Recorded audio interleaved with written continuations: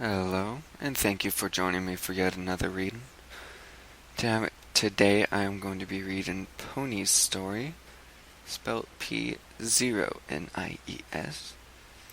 The story is called The Final Letter. I have not read it through it yet, so I am unsure of exactly how things will go. It's bound to be interesting. Let's see how this goes.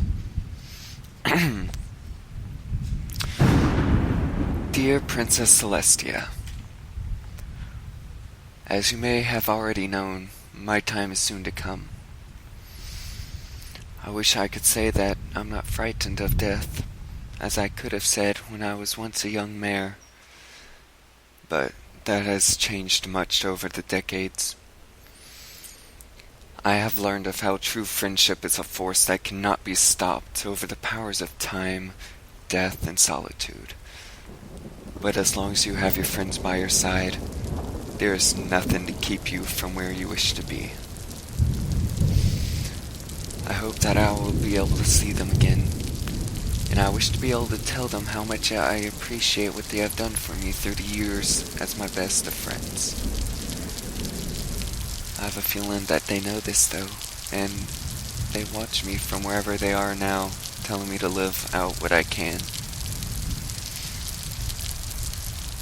When you sent me to Ponyville to make new friends, I was hesitant. I just wanted to finish with what needed to be done, and then return to my studies. But you seemed to know what I needed, not only what Equestria needed that day. You knew I needed friends by my side, and how much I would come to cherish their company through the ages. It pains me to know I have lost them as I look back onto the photographs we have together in our youth, to know that we were once those young ponies, to know that the only one left is me.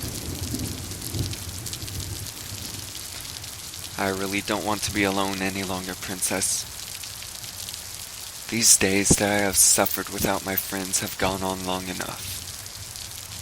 Since the last of my closest friends, Pinkie Pie, passed years ago, I have sat in this library, pondering on how it feels to die, and whether I will feel any pain when I go.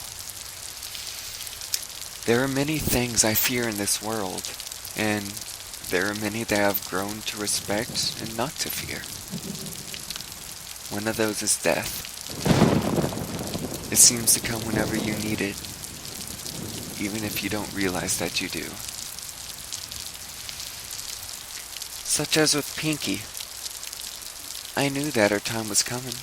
I didn't think to tell her, to let her know that her fate would soon come to kill the spark in her eyes. It would have killed me to see her bouncy cotton candy mango flat and colorless once again. Instead of telling her, I had her arrange a final party. Something that she could come to remember for a millennium to come, even if death did fall upon us all. She was able to organize the greatest party she had thrown since the gala in our early years. She played and danced, sang and partied, all until she knew she was happy with how her life turned out. What she wanted to be as a small nap to regain her energy turned into a slumber to defy the ages.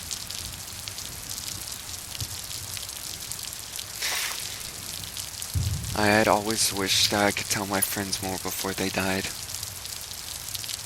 I always knew when one was about to be taken from our existence. I just sat there in my bed, blankets over me, pillow on my face to drown the sobs emanating from my heart, as I thought about losing another friend who meant so much to me. It wasn't just losing someone who had been so near to my heart that struck me about each one. It was what they said to me the day of their passing. And I was always the last pony that they had talked to. Each of them told me that I did the best in my life to help them, that they were glad I was a true friend to them. They made sure I knew that they loved me, always embracing me with a hug before I left. Each hug left me with the feeling of their beating heart on my chest, reminded me that they truly loved me for who I was. And as each one passed on, another beating heart was added onto the feeling of my own heavy heart. What was I,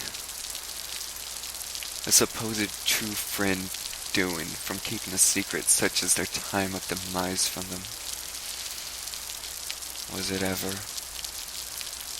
even my place to keep such a thing from them? That is a question that I will never know the complete answer to. And even if I do come across it, I can only hope for the forgiveness of the friends I once betrayed. Even if such an act was considered to be for their own good, I feel as if I have let them down. It feels as if I have stolen a piece of their life.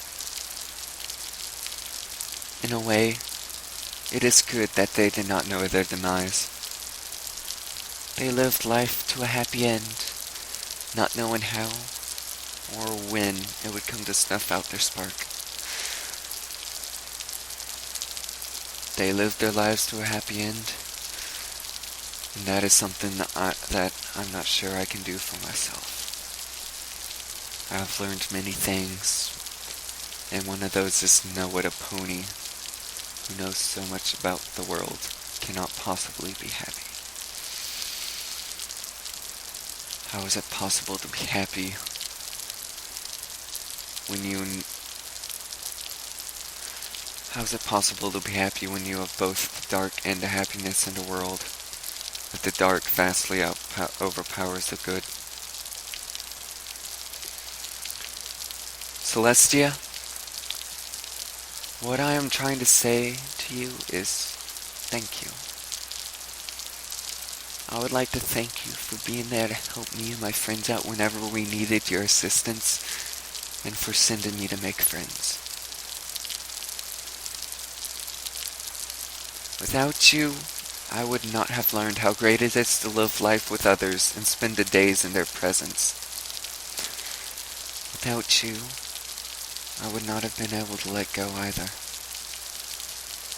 You told me to stay strong through these times, and that I will do for you. I sincerely hope that I have lived up to your expectations.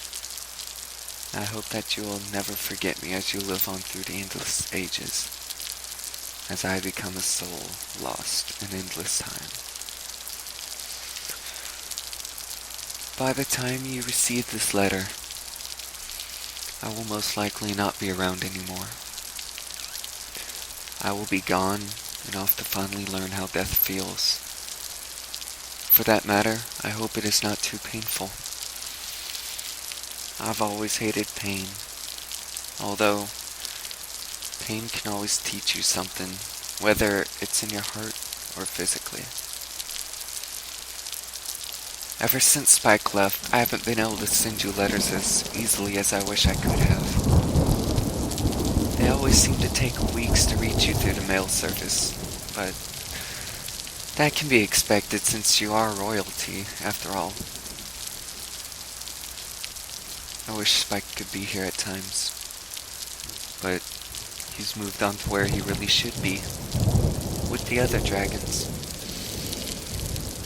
He has learned a great deal living with me, and I am glad to have been able to raise such a dragon as himself. Celestia, I would like to thank you once more for everything you've done for me in the ages. Whether it be something large or small, it has always meant so much to me. You have always treated me well, Celestia. At times, I thought of you not just a friend, but as a mother. You were always there for guidance when I needed it most. And when you weren't able to be there, I felt as if you were watching me from above. What is needed from us now, what is needed from you, is to find a young unicorn who has great power, and teach them as well as you have taught me. For you, Celestia, I will never forget a mare such as yourself, no matter how long the vast expanse of time drags on. I love you, Princess Celestia. May your life be filled with the happiness that some pony can truly bring you. I wish you good luck of the ruler of Equestria, and I know that you will be a great ruler, just as you always have been. Your faithful student, Twilight Sparkle.